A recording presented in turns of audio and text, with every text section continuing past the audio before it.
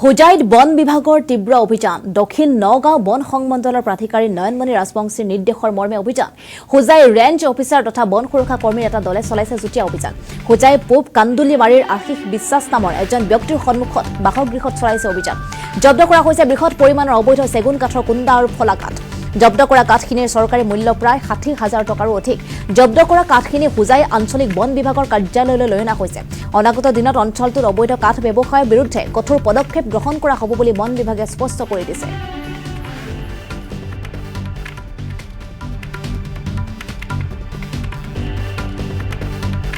দক্ষিণ নগাঁও বন সংমণ্ডল প্ৰাধিকাৰী মাননীয় নয়নমণি ৰাজবংশী ছাৰৰ নিৰ্দেশত আমাৰ বন সংমণ্ডলৰ দুইজন সহকাৰী বন সংৰক্ষক মহোদয়ৰ সহযোগত আমাৰ হোজাই ৰেঞ্জ অফিচাৰ আৰু আমাৰ ষ্টাফ প্ৰটেকশ্যনৰ ষ্টাফ আমি যৌথভাৱে এটা অভিযান চলাইছিলোঁ যোগীজান এলেকাৰ কান্দুলিমাৰী এলেকাত তাত আমি মানে অবৈধভাৱে মজুত কৰি ৰখা চেগুনৰ কুন্ধা পাইছোঁ আৰু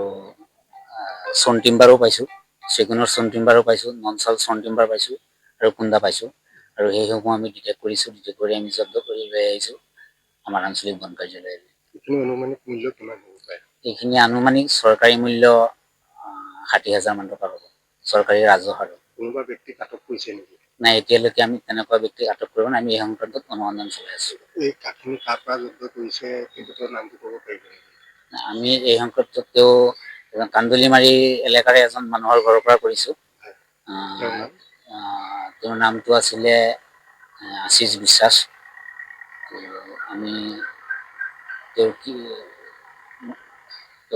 কোনো বিভাগীয় তেনেকুৱা কাগজ পাতি দেখুৱাব পৰা নাই তেখেতক কিবা আপোনালোকৰ ন্যায়িক জিম্মালৈ আনিব নেকি